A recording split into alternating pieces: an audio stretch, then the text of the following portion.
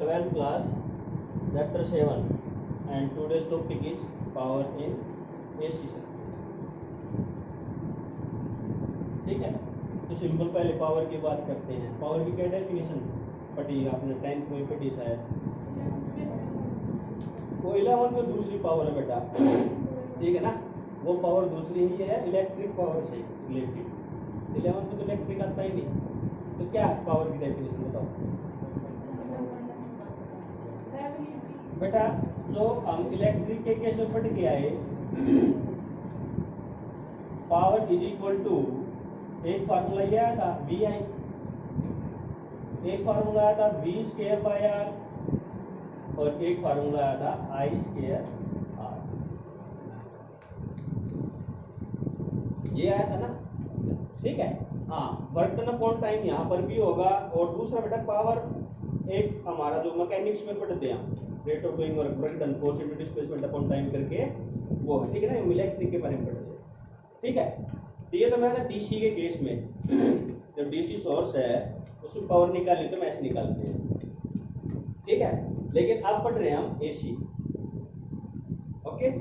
तो देखो, ये फार्मूला और ये फार्मूला भी यूज नहीं कर सकते क्योंकि हमें रेजिस्टेंस का कुछ नहीं पता है एसी के अंदर, ओके। क्योंकि frequency to frequency resistance will be change. हाँ, मेरे को ये पता है दोनों की दोनों टर्म, करंट और वोल्टेज। तो जो मेरी एसी वोल्टेज होगी उसका फार्मूला क्या होगा बेटा, वी नॉट, बोलो, साइन ओमेगा, ओके। करंट क्या होगा, current I is equal to I naught sine omega t. आगे भी कुछ होगा, यही होगा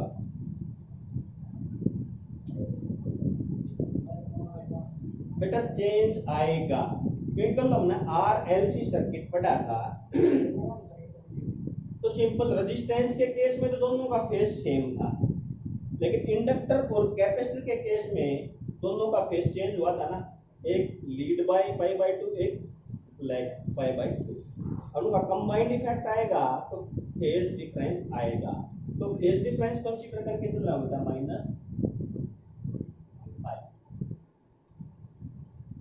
समझ में? ये जो मैं पावर निकाल रहा हूँ एसी सर्किट के निकाल रहा हूँ, उस सर्किट के अंदर जो हमने कल पढ़ा था बेटा, रेजिस्टेंस, इंडक्टर और कैपेसिटर ये लगे हुए हैं, और इसके कारण इस सर्किट की पावर निकालते, ठीक है ना। तो जब इस सर्किट के पावर निकाल दो, रेजिस्टेंस के केस में तो दोनों की डायरेक्शन सेम थी। इसमें करंट इस डायरेक्शन में था तो वोल्टेज आगे थी, और इसमें करंट इस डायरेक्शन में था तो वोल्टेज पीछे, ओके। अभी सभी का जब हमने कंबाइंड इफेक्ट निकाला, कल रिजल्टेंट निकाल रहे थे, तो 90 90 0, तो कोई एंगल आएगा ना 5, तो 0 से 90 के बीच में कुछ प्लस है, ठीक है। तो वही इसलिए मैं 5 फेज डिफरेंस देता हूं बेटा, ओके। हाँ, यदि तुम एक इस सर्किट के लिए पावर निकालते तो दोनों के दोनों साइन ओमेगा टी हो सकता है, ठीक है। इंडक्टर के लिए निकालते -π/2 हो सकता था, और कैपेसिटर के निकालते +π/2 हो सकता, क्योंकि हमने अलग अलग सर्किट पढ़े ना सारे। लेकिन यहाँ पर क्या है, कंबाइंड इफेक्ट, क्लियर। अब बेटा मैं पावर की बात करता हूँ, तो पावर का formula P is equal to V into I. अब V की वैल्यू पुट की, V naught sine omega T into I naught sine omega T -5, ठीक है। P is equal to V naught I naught common निकाल दिया बेटा, इसको 2 से मल्टीप्लाई कर दिया और 2 से डिवाइड कर दिया,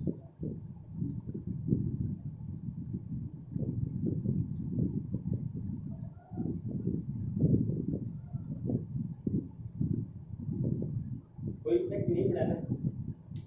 अब इससे आगे बेटा ये मैथमेटिक्स का एक फार्मूला बन गया, यहाँ पर लिख रहा हूँ मैं, बायोलॉजी बच्चे याद रखना, 2 sine C sine D is equal to cos C minus D minus cos C plus.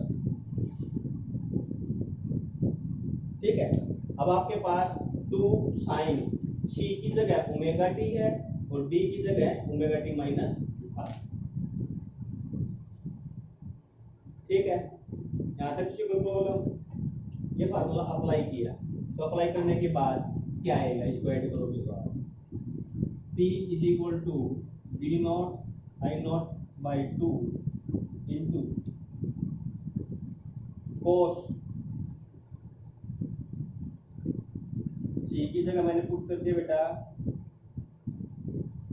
Omega T.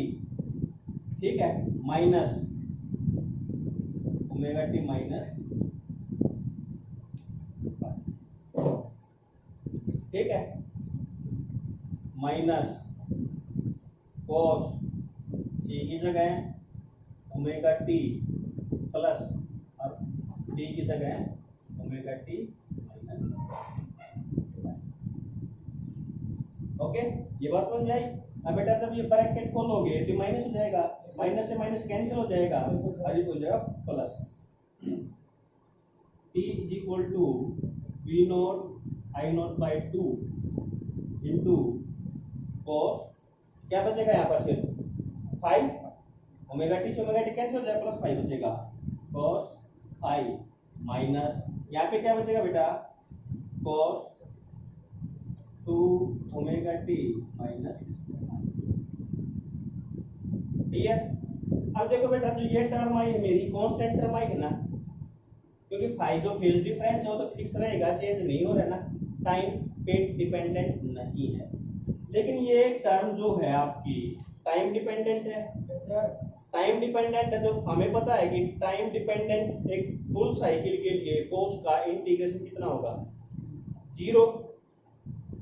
देखो 2 ओमेगा टी है बेटा, टी की वैल्यू 0 टू 2 पाई जाएगी कंप्लीट साइकिल की।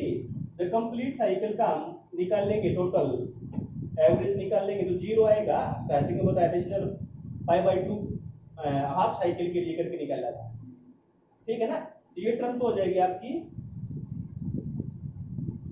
0। रीजन पता चल गया, क्योंकि ये टर्म टाइम डिपेंडेंट है और कॉस का जब एक फुल साइकिल के लिए इंटीग्रेशन निकाल लोगे तो कितना आएगा 0 आएगा। ओके, तो क्या बच गया यहाँ पर, इस टर्म को थोड़ा सा मॉडिफाई करके ऐसे लिख रहा हूं बेटा मैं,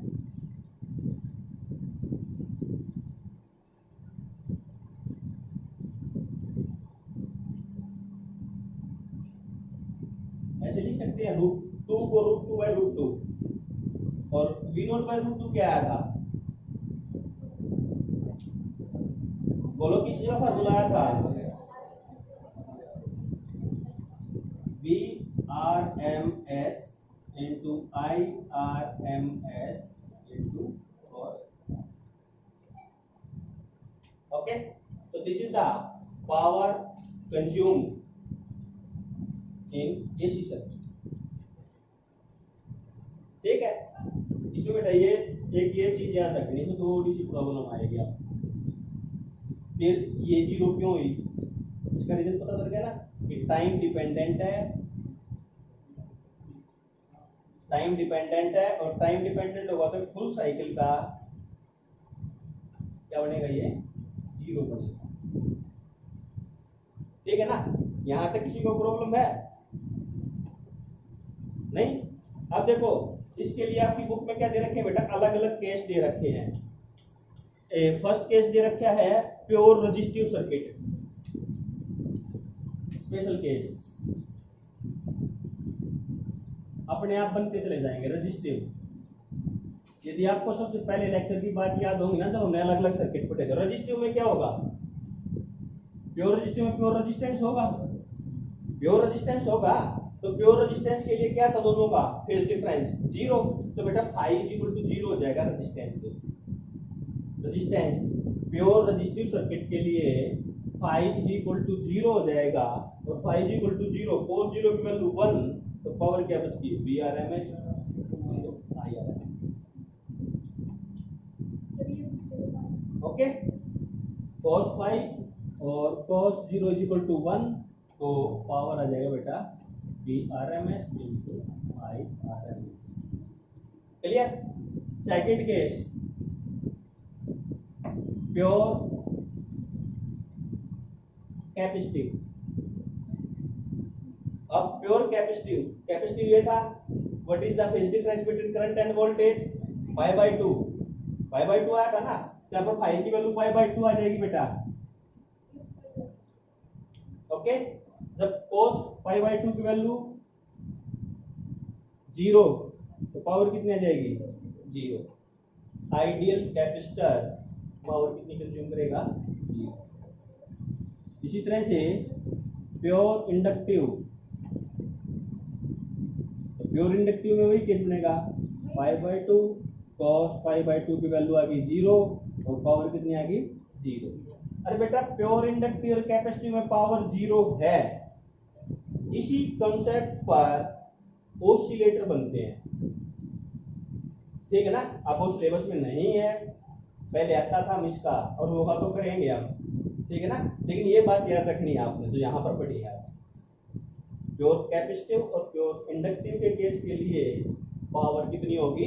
0। और ये MCQ भी बन सकता है, पावर कंज्यूम्ड और प्योर इंडक्टिव, प्योर कैपेसिटिव, कोई भी ऑप्शन दे देगा, ठीक है।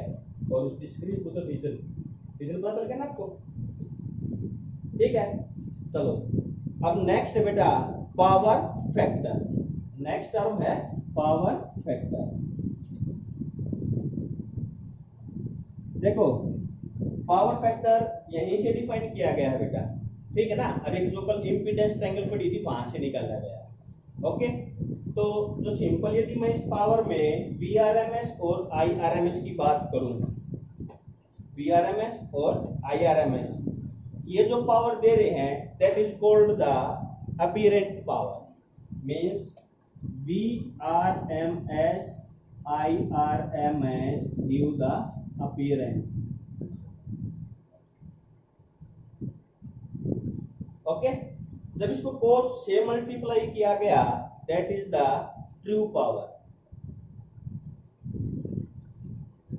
VRMS is equal to IRMS, this is the true power in cos phi, ठीक है। ये दोनों तरफ समझ में आ रही है ना बेटा? अगर ये समझ में आ गई तो इस फार्मूले को कैसे लिख सकता हूं मैं? P, या पूरा तो P के इक्वल है, तो क्या बना? True power is equal to apparent power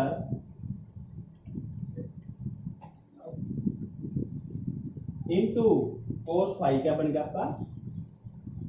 power. समझ में आई बात? ट्रू पावर मतलब जो P का फार्मूला बेटा, इसको दो तीन पार्ट में डिवाइड कर दिया। देखो यहीं से देखो, जो cos फाई है ये तो है पावर फैक्टर, ओके। जो VRMS IRMS है ये हो गया आपकी अपीरेंट पावर, और this is the true power, ठीक है ना। तो इस पर भी क्वेश्चन आ सकता है, सिर्फ इस फार्मूले को मत रखना, ठीक है। मान लो आपके किसी MCQ में या किसी क्वेश्चन में दे दिया apparent power is this, power factor is true power, find out करो, या आपको दे दिया पावर फैक्टर कैलकुलेट करवा देगा, ट्रू पावर और अपीरेंट पावर ये कर दोगे ना। अब बेटा पावर फैक्टर जो निकला वो क्या निकला बेटा मेरा? cos फाई, है ना। तो कल जो हमने इंपीडेंस ट्रायंगल पढ़ी थी वहां से इसकी वैल्यू निकालना चाहो तो क्या निकलेगी? ये आपकी इंपीडेंस ट्रायंगल बनी थी कुछ ऐसी, याद हो तो जो आपका बेस बना था, ये एंगल तो क्या बना था आपका? फाई। जो बेस बना था वो क्या आया था? रेजिस्टेंस की टर्म्स में पूछ रहा हूं मैं। इंपीडेंस ट्रायंगल है तो तीनों साइड क्या रिप्रेजेंट करेंगी? रेजिस्टेंस और रिएक्टेंस इंपीडेंस इसको तो बोलेंगे। तो ए बी साइड क्या किसके इक्वल होगी? ए बी साइड किसके इक्वल होगी? यदि इंपीडेंस ट्रायंगल से कंपेयर कर रहा हूं, आपने इंपीडेंस ट्रायंगल पिछली क्लास में पढ़ी थी तो क्या था? ये BC क्या आई थी? BC क्या आई थी? बुक उठा के देखते ही नहीं, चलो एक्स एल माइनस एक्स सी ये साइड आई थी ना, और ये आया था मेरा आर और ये आया था मेरा जेड, ठीक है ना बेटा। इंपॉर्टेंट है, इंपीडेंस ट्रायंगल अच्छे से कर लो, ठीक है। सबसे टिपिकल चैप्टर है 12th क्लास का ये, ओके। और इसमें से हमारे 7 या 8 नंबर का पेपर उठा दिया तो सारे रोनते आओगे, वो बाकी कितनी तैयार करते हैं, ठीक है ना। इसलिए मैं एक टॉपिक को छोटा सा टॉपिक करवा के पता लग रहा हूँ कि कहीं से भी उठा सकता है, ठीक है। अब कोस की वैल्यू निकालना चाहो तो कोस क्या होता है आपका, कोस क्या होगा, बेस अपॉन हाइपोटेन्यूज। अब बेस क्या इस ट्रायंगल में आर और हाइपोटेन्यूज क्या है, ठीक है। तो इंपीडेंस ट्रायंगल की टर्म्स में यदि आपको पावर फैक्टर पूछा जाए तो क्या बोलोगे, it is the resistance, it is the ratio of resistance to the impedance, okay. और ये बात क्लियर हो, इस चीज में बताओ किसी को समझ में नहीं आया हो तो,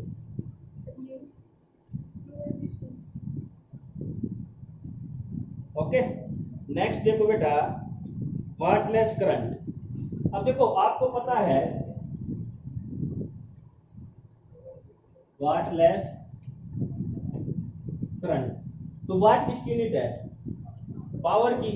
इसका मतलब वाटलेस का मतलब क्या होगा, पावरलेस करंट। तो क्या डेफिनेशन होगी, एक ऐसा करंट जिसके लिए पावर जीरो उसको वाटलेस करंट बोलेंगे।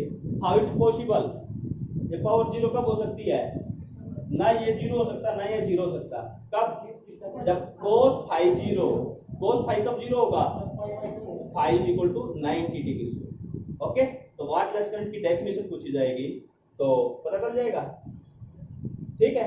ये दो एक एक नंबर के छोटे छोटे टॉपिक है बेटा, और आरएलसी का मतलब पूरा वहीं से निकल के आ रहा है टॉपिक, ओके। तो वाटलेस की डेफिनेशन बता दोगे ना। अच्छा इसका फेजर डायग्राम बनाना चाहो तो क्या करना, आपने वोल्टेज और करंट में पाई/2 का फेज डिफरेंस रखना है, इसकी वैल्यू पाई/2 है ना, तभी तो वाटलेस बनेगा। जब फाई की वैल्यू पाई/2 होगी, आप यदि इन दोनों का डायग्राम बनाना चाहो आप फेजर डायग्राम, तो आपका ये बनेगा, आपने मान लिया ये आपका V नोट है ओमेगा टी पे, ठीक है ना। अब -5 इसे कम होगा ना, तो इससे पीछे की तरफ कहीं भी ये बना दो, ये एंगल कितना आ जाएगा 5 और ये कितना आ जाएगा I, क्लियर। अब उसके लिए वाटलेस के लिए इन दोनों के बीच का 90 डिग्री, जिस तरह आपने कैपेसिटर और इंडक्टर का बनाया था ना, उन दोनों में 90 का था, कोई भी एक बना दो, ठीक है। उसको रिजोल्व करके करोगे कोस आ जाएगा कंपोनेंट, ओके। तो सिर्फ डेफिनेशन है, इसमें कुछ ज्यादा नहीं है। अच्छा इसके बाद आता है बेटा, और ये है नहीं, next topic is transformer, okay. तो सबसे पहले इसकी डेफिनेशन लिखेंगे, it is a device, it is a device which is used to change the voltage। Change के अंदर आप इंक्रीज और डिक्रीज भी लिख सकते हो, ओके। चेंज द वोल्टेज का मतलब क्या है, वोल्टेज को बढ़ाने के लिए या वोल्टेज को घटाने के लिए यूज करते हैं। अच्छा सबसे पहले तो ट्रांसफार्मर देखा किस किस ने, तो देखो बेटा आप यहाँ घर के आसपास या कहीं पर गली में देखा होगा, जो खंबे के ऊपर लगा जहाँ से हमारी लाइट आती है घरों में, वो हमारा ट्रांसफार्मर, उसका मेन फंक्शन क्या है पता चल गया, वोल्टेज को कम या ज्यादा करता है, ठीक है। कम कहाँ करेगा ज्यादा कहाँ करेगा वो हम आगे पढ़ेंगे। Definition clear. Next working principle, please tell me. एक टॉपिक आया था, मैंने बताया था कि एक टॉपिक आएगा, ये ट्रांसफार्मर में यूज होगा और ये जनरेटर में यूज होगा, है किसी को याद। The working principle of the transformer is mutual induction। Working principle of transformer is mutual induction। What is mutual induction? Self induction और म्यूचुअल इंडक्शन दो टर्म्स पढ़ी थी बेटा, म्यूचुअल इंडक्शन के अंदर क्या था कि एक कॉइल के अंदर हमने एसी करंट या वोल्टेज सोर्स लगाया था और दूसरे का उसका फिजिकल कोई टच नहीं था, फिर भी सेकंड कॉइल के अंदर हमारा ईएमएफ इंड्यूस हुई थी। ठीक है ना, this is the working principle of transformer. Okay, next construction. तो कंस्ट्रक्शन के अंदर क्या लिखेंगे बेटा हम?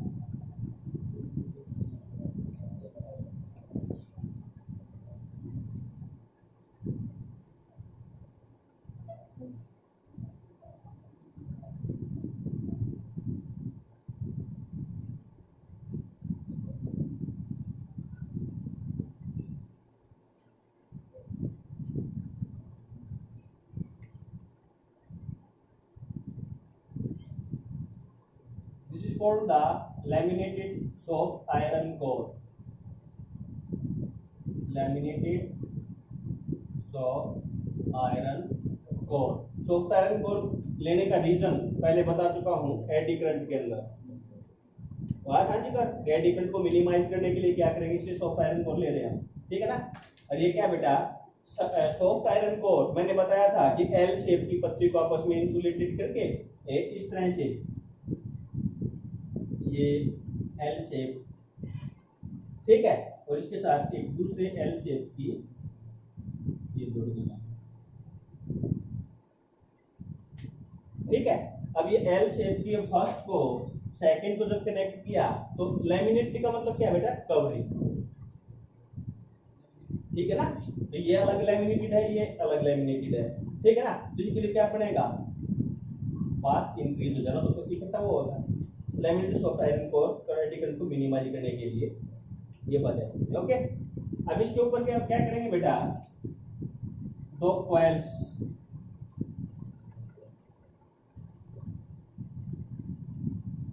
माउंट की गई है, बंधी हुई।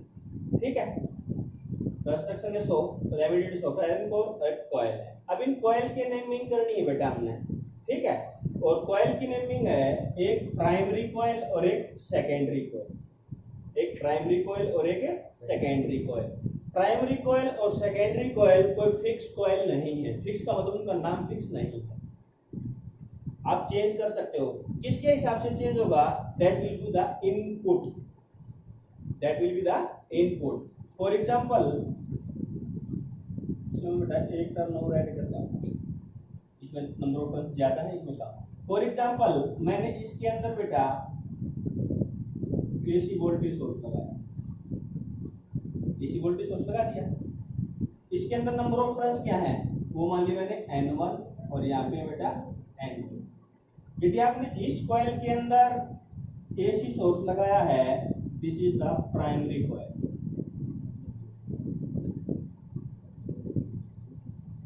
ओके, और यहाँ पे आपने रेजिस्टेंस कनेक्ट किया, मतलब आउटपुट ले रहे हो आप, output, this is the secondary coil.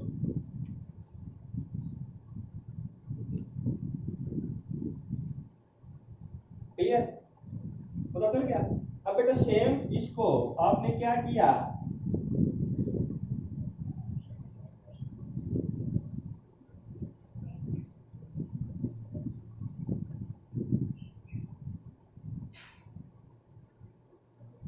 अब आपने क्या किया, इस एसी सोर्स को यहाँ पे कनेक्ट कर दिया, वही ट्रांसफार्मर बिल्कुल, ये सोर्स को कनेक्ट करके यहाँ पे कर दिया और यहाँ पे कर दिया आपने लोड रेजिस्टेंस RL आउटपुट के लिए। ओके, अब ये कॉइल आपकी क्या बन गई बेटा, प्राइमरी कॉइल, और ये क्या बन गई,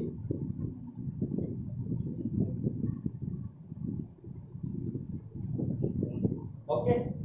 तो जो प्राइमरी कॉइल है उसको आप P1 P2 से लिखोगे और जो सेकेंडरी कॉइल है उसको S1 S2 से लिखोगे। ठीक है ना, कंस्ट्रक्शन समझ में बेटा। इसके बाद आते बेटा टाइप, टाइप ऑफ ट्रांसफार्मर।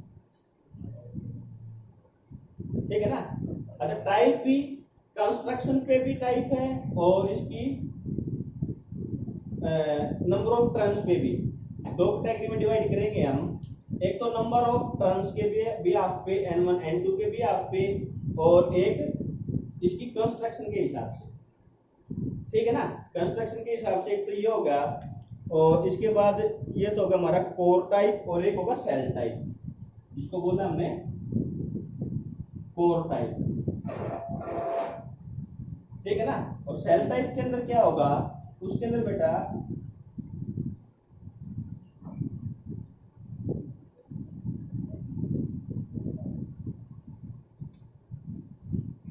जो बीच वाली ये है ना आपकी, उल्टा बन गया थोड़ा सा, यहाँ पे दोनों कॉइल बंधी हुई, माउंट की गई, एक ही आर्म पे दोनों कॉइल, जिस तरह म्यूचुअल इंडक्शन एक लोटस लॉन्ग सोलेनोइड कॉइल पड़ा था ना, S1 S2 कॉइल उस तरह से, ठीक है ना। इसको बोलेंगे सेल टाइप, ठीक है। अब नंबर ऑफ टर्न्स के टाइप बिहाफ पर है, वो इंपॉर्टेंट है, इससे ज्यादा कुछ नहीं पूछा जाता, ठीक है ना। अच्छा, नंबर ऑफ टर्न्स के बिहाफ पे एक फर्स्ट जो टाइप होगा that is called the step up transformer, that is called the step up transformer. तो नाम से क्या पता चल रहा है बेटा, स्टेप अप, अप का मतलब,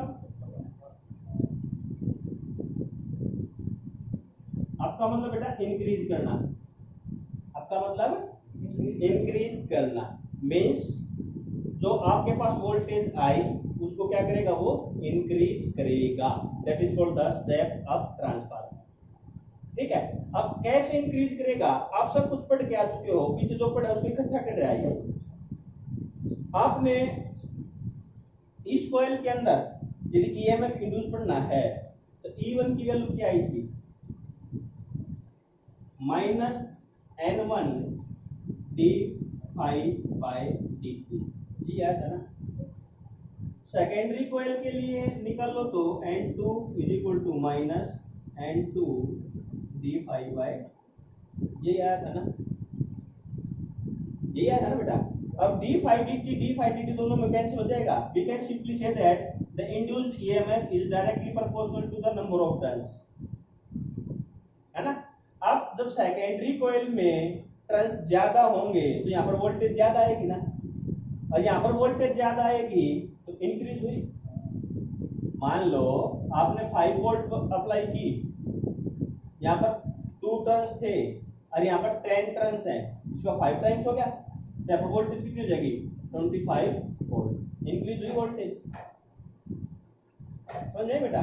इट मींस वोल्टेज डिपेंड कर रही है नंबर ऑफ टर्न्स पे, तो जिसमें नंबर ऑफ टर्न्स ज्यादा होंगे उसमें वोल्टेज ज्यादा होगी, और स्टेप अप में तुम्हें वोल्टेज इंक्रीज तो करनी है।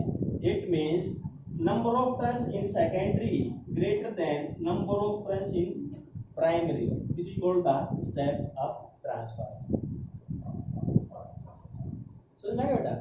तो स्टेप अप ट्रांसफार्मर की डेफिनेशन क्या लिखोगे, it is a transformer in which it will increase the voltage and number of turns in secondary winding the coil is greater than the primary, okay. तो बेटा इन दोनों से एक फार्मूला बन गया, न्यूमेरिकल में यूज होगा E1 E2 is equal to N1/S, या E2/E1 is equal to N2/E1, इस तरह से लिखो, रिवर्स करके भी करिए, ये फार्मूला यूज होगा, ठीक है। आपको कोई भी 3 चीज देगा, 4 चीज पूछेगा, ओके।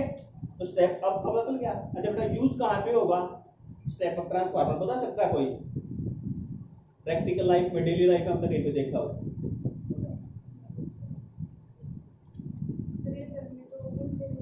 यस, आपने देखा होगा बेटा, इसके ऊपर रेफ्रिजरेटर के ऊपर या एसी से पहले हम लगाते हैं, है ना, क्या उसको वोल्टेज बोलते हैं सिंपल, उसका काम क्या है। और आप कभी देखो ना, पहले क्या होता था, उसके ऊपर वोल्टेज लिए टीवी फ्रिज के ऊपर लाइटें मौजूद कर उस वोल्टेज को इंक्रीज करते थे। तो क्या करते थे, नंबर ऑफ टर्न्स को इंक्रीज करते थे। तो नंबर ऑफ टर्न्स को इंक्रीज किया तो फुल तो देखा देता था ना टीवी के अंदर, तो वो कौन सा यूज होता था वहाँ पर, स्टेप अप, ठीक है ना। और जब ज्यादा आ जाए तो उसको क्या करते थे, हम वापिस करते थे, नंबर ऑफ टर्न्स को घटाते थे, वो स्टेप डाउन, ठीक है ना। तो वो अच्छा, तो इसके बाद वोल्टेज को बढ़े कम तो पता लगा पता, रेफ्रिजरेटर ऊपर जो डिम लाइट आती है मींस 220 वोल्ट से कम आई तो वो ऑपरेट नहीं करेगा, उसको मेंटेन करने के लिए यूज करते हैं। इसके अलावा आपने वेल्डिंग सेट देखा है जिसमें स्पार्क प्रोड्यूस होता है, उसमें भी क्या करते हैं हम, हाई वोल्टेज से जब दो वायर को हम टच करेंगे आपस में तो स्पार्क प्रोड्यूस करेगा। जो सिंपल है, जो हमारे घरों में दो तार आप कभी देखते हो स्पार्क प्रोड्यूस करता है ना, उनको करंट और ज्यादा कर दें तो ज्यादा स्पार्क होगा और हीट होगी। तो वेल्डिंग के अंदर यही प्रोसेस है कि जो हमारा वेल्डिंग सेट बोलते हैं, कभी खुला देखा उसके अंदर ट्रांसफार्मर होता है, और ट्रांसफार्मर क्या करता है बेटा, करंट को इंक्रीज करता है। और जब ज्यादा करंट होगा, और आपने देखा होगा कि वेल्डिंग सेट से जिसको वेल्ड करना एक बार तो कनेक्ट कर दिया, दूसरा आर्क से करेंगे, हैंडल से करेंगे, तो दोनों जब आपस में टच होंगे ना तो हाई करंट के कारण स्पार्क प्रोड्यूस होगा and a large amount of the heat will be produced. Due to this high heat the iron will be melt and fix one another. Welding का प्रोसेस है क्या, यदि मेरे को इसकी वेल्डिंग करनी है तो मैं क्या करूंगा, इसको यहाँ पे पिघलाऊंगा, इसको पिघलाऊंगा, टच कर दूंगा, पिघल क्या बैठ जाएंगे। जिस तरह से कैंडल मोमबत्ती को जोड़ते हो आप, क्या करो दोनों एंड को क्या करो, गर्म करके पिघला के जोड़ दो, जुड़ जाएंगे। सेम वेल्डिंग का है कि आयरन के दोनों पार्ट्स को हम मेल्ट करेंगे। मेल्ट कैसे होगा, high voltage high current produce करके उनको टच करेंगे, स्पार्क के कारण हीट प्रोड्यूस होगी तब मेल्ट होगा। तो वहां पर भी हम क्या यूज करेंगे, step up transformer. Okay, third step up transformer कहाँ यूज होगा। आगे बेटा आपके भी इतना सिलेबस में है नहीं और डीप पढ़ोगे तो जहां ये बताओ, हम रोहतक के अंदर या अपने घर के अंदर इलेक्ट्रिसिटी यूज कर रहे हैं, इलेक्ट्रिसिटी हमारे घर के आसपास बढ़ रही है नहीं ना, पता नहीं कितनी दूर बढ़ रही है। अब इतनी दूर से यहाँ तक किस तरह से लेके आया गया उसको, वायर से, है ना। तो जब आप वहां पर लॉस कैलकुलेट करते हो तो जितनी कम वोल्टेज होगी ना उतना ज्यादा लॉस होगा। तो जहां पे वो वोल्टेज जनरेट हुई पावर प्लांट के अंदर, वायर में क्या करेगा, वो हाई से हाई वोल्टेज को ट्रांसमिट करेगा ताकि लॉस कम से कम। आपने खेत वगैरह में देखी जो ऊंची लाइन हो है वो हाई पावर की 11,000 वोल्ट की, और 11,000 पे क्यों बेचा, ताकि लॉस कम हो। ओके, अब जहां जनरेट हुआ, मान लो मेरे को 11,000 की लाइन में वोल्टेज सप्लाई करनी है तो 11,000 बढ़ानी तो पड़ेगी। जनरेट कम हुई तो कैसे करूंगा मैं, स्टेप अप ट्रांसफार्मर से उसको स्टेप अप करूंगा, फिर ट्रांसमिट करूंगा। क्लियर, तब यूज पता चल गया बेटा। अब नेक्स्ट टाइप है मेरा स्टेप डाउन। स्टेप डाउन नाम से पता चल रहा है बेटा, इसका opposite, decrease the voltage, decrease the voltage, तो इसका उल्टा हो जाएगा ना। अब देखो ये था, यहाँ पर आपने इनपुट दी, यहाँ पर आउटपुट लोगे, यहाँ पर ट्रांसफार्मर ज्यादा थे, यहाँ पे कम है, इसके अंदर कम ईएमएफ इंड्यूस होगी, कम ईएमएफ इंड्यूस होगी, डी ज्यादा आई कम, स्टेप डाउन हो जाएगा। ओके, तो स्टेप डाउन की कंडीशन क्या होगी, number of turns in primary is greater than number of turns in secondary, ठीक है ना, और E1 इज ग्रेटर देन पता चल गया बेटा, फॉर्मूले यही रहेंगे सेम। अच्छा, अब इसका एग्जांपल बताओ मेरे, स्टेप डाउन ट्रांसफार्मर कहाँ पे यूज करते हो। और मैं कहता हूँ मेरे से किसी भी बच्चे ने, कोई बच्चा ऐसा नहीं होगा आपकी क्लास में जिसे यूज नहीं किया,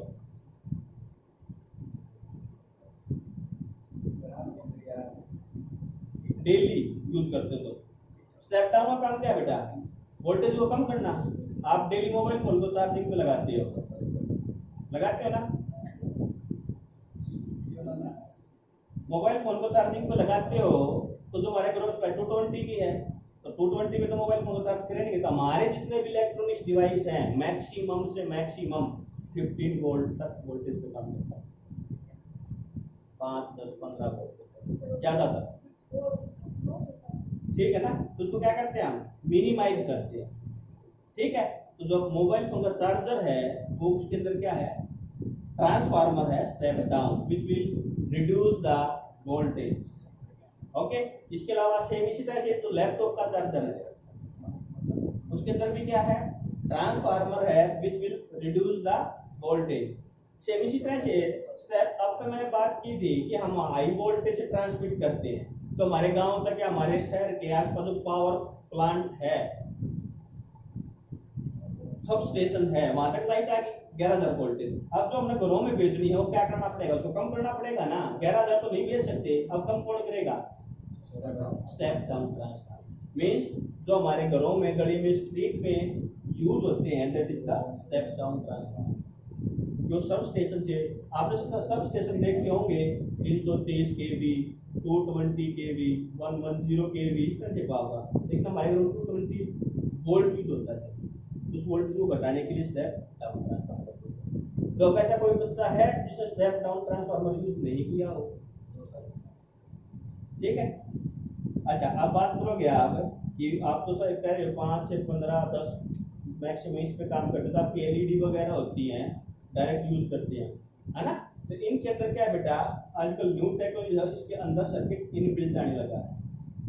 सर्किट इनबिल्ट मींस 220 को जो यूज होगा सर्किट, वहां तो उतनी वोल्टेज होगी 5 10 15 वोल्ट, लेकिन अंदर ही वो सर्किट बना दिया गया तो वोल्टेज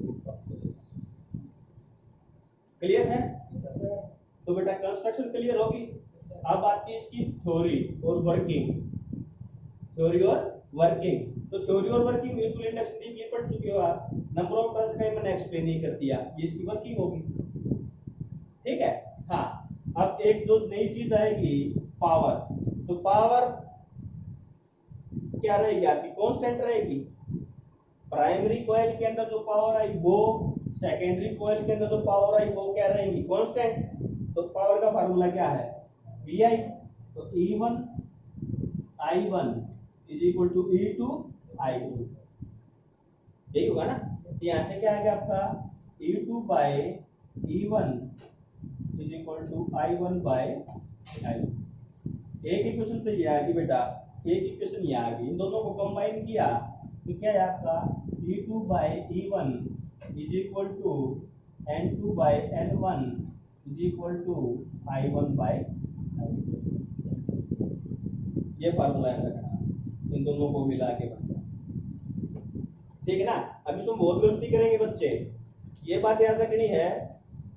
फ्लक्स ईएमएफ इंडक्शन के अंदर फैराडेज लॉ के अंदर पढ़ा था मैं, directly proportional number of turns. तो ऊपर E2 है तो नीचे ऊपर भी N2 आएगा, लेकिन करंट रिवर्स है, ठीक है ना। यहाँ पर कंफ्यूजन होगी बेटा, E2 by E1 N2 bye I1 I1 by I2 current, इसको याद रखना है, बच्चे गलती करते हैं,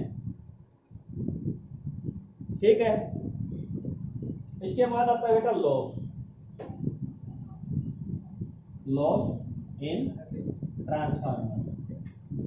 अच्छा ये बताओ, ट्रांसफार्मर के पास से कभी निकलते हुए आपने उसके अंदर से एक साउंड निकलती है, किसी ने देखा ध्यान से, सुना ध्यान से, कैसी साउंड है, इस तरह ना, ह्यूमिंग बोलते हैं बेटा उसको, क्या बोलते हैं, humming. This is the loss of energy, ठीक है ना। तो फर्स्ट हो गया ह्यूमिंग। सेकंड, जो वाइंडिंग है ये किस चीज की है, कॉपर की है, कॉपर का कोई ना कोई रेजिस्टेंस होगा, उसके कारण लॉस होगा, copper loss. Soft iron core की है, इसकी हीट होगी, यहाँ पर लॉस होगा, आयरन लॉस। ये आपने एक्सप्लेन करने हैं, ओके। इसके बाद कई बार स्पार्क प्रोड्यूस होता है, ट्रांसफार्मर के पास स्पार्क, स्पार्क के कारण एनर्जी का लॉस होगा। अच्छा और क्या रहेगा इसका, copper ID current loss, hysteresis loss, hysteresis loss पढ़ चुके हो आप, है ना। हिस्टैरिसीस लेकिन सिलेबस में नहीं है, लेकिन इनका नाम याद रखना, हिस्टैरिसीस लॉस है, ठीक है। इसके बाद फ्लक्स। अब बेटा जो प्राइमरी कॉइल के अंदर जो टोटल फ्लक्स है, it is not compulsory the all the flux linked with the secondary coil. ये जरूरी नहीं है कि जो प्राइमरी कॉइल से फ्लक्स गया वो सेकेंडरी से सारा का सारा कनेक्ट हो, कुछ ना कुछ फ्लक्स साइड बाई से निकल सकता है, ओके, उसको फ्लक्स लॉस बोलेंगे। तो ये सारे के सारे आपको लॉस भी एक्सप्लेन करने हैं, और इसके बाद साथ साथ यूज ऑफ द ट्रांसफार्मर, ये मैं साथ साथ एक्सप्लेन कर चुका हूँ, ठीक है। तो 5 मार्क्स के क्वेश्चन में इतना आपने तैयार करना है, और इससे